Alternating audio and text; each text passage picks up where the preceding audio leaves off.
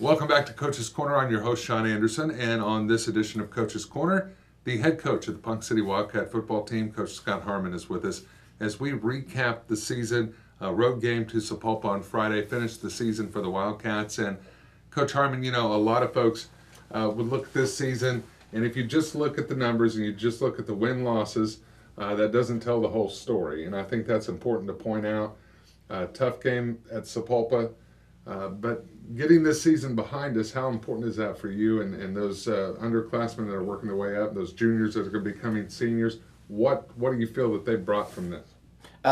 Well, we want to take a look at our seniors, and we're very proud of those guys. They kind of led the way in terms of, the beginning stages of changing the program around, had great work ethic, had very unselfish attitudes, bought into our new system. We were looking at some numbers from 2017 to 2018, and just numbers wise, other than the wins and losses, or we didn't come up with the one win like they did in 17, but the numbers are drastically improved. So we feel good about that. I feel like the juniors and the sophomores, upcoming freshmen, and even the eighth grade that we have in offseason now really have to buy into our offseason program, and we'll get that started actually day after tomorrow, and really start getting hooked up into developing these kids' strength, speed, conditioning. So when we get into spring football, summertime, and two-a-days for next year, they're much more prepared mentally and physically to go through, a 6A Division II football season. Yeah, how excited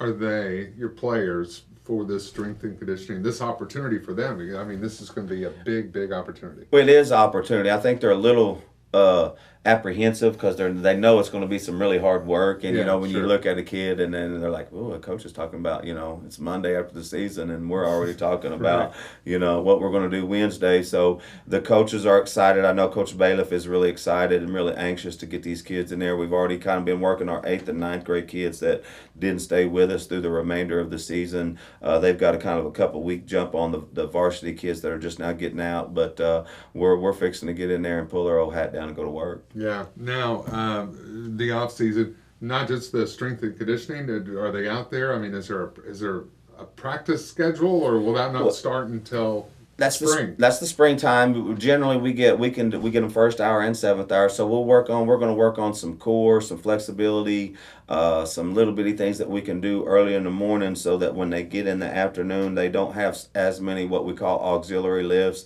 They can go to their base lifts and really just focus on those things for the day. And then Wednesday is kind of an active recovery day, is what we call that. So we'll do some football knowledge. Some of our kids don't really have a lot of football knowledge. I mean, if you ask them some things that were going on in a football game, they may not be able to tell you exactly what's going on. They give great effort and they're great kids and everything.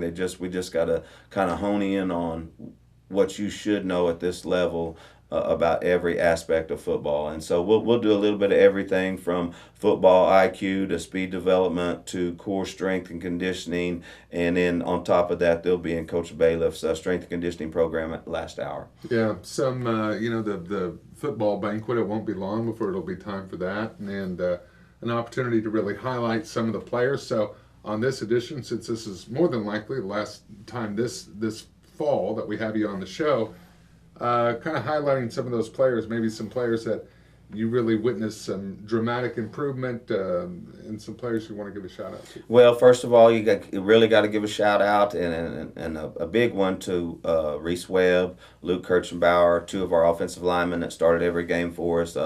Played a lot. Defensively, you had Gavin Anderson, Spencer Shook, Abram Archiga,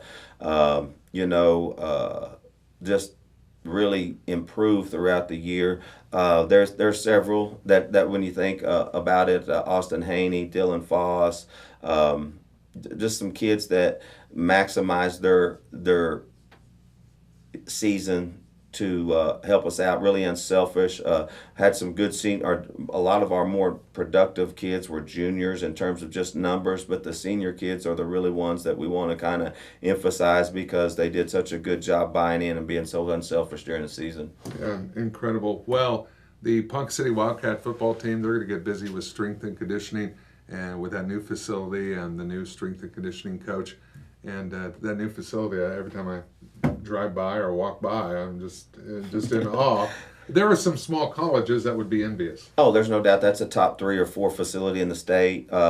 Very blessed to have it. Very blessed to have Coach Bailiff, and we can work out almost 100 kids at a time in there. I think it's Wow. 96 kids at a time. When you're doing that, you're really kind of killing 2 birds with 1 stone with that many kids in there. So it's going to be very effective, and we plan on using it as well as we can. The future of Pohai football as you look into next year, and not asking for any kind of projections or anything, just the impact, what you hope will happen with the strength and conditioning and all of that and the experience they got this year. Well, they've bought into our system. Like I say, when we look at the numbers, we kind of catch a little bit of flack because it's not fancy football. It's really just kind of pull your old hat down and go to work. But if you look at the scores, turnovers, yards per game, actually going into halftime, being in the football game and making, legitimate adjustments and coming back out, being in the ball game in the second half was something new for our kids. I mean, they were usually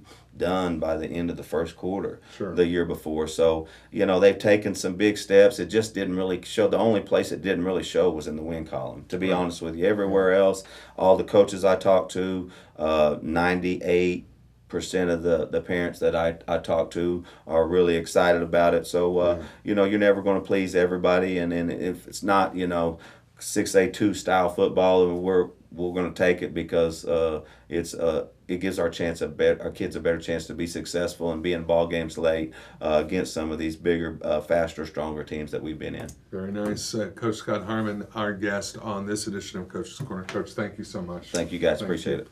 That's Coach Scott Harmon, and we look forward to having him back with us next season right here on Coach's Corner. Well, that's going to do it for this edition of Coach's Corner. I'm your host, Sean Anderson, for Ponca City Public Schools. Until next time.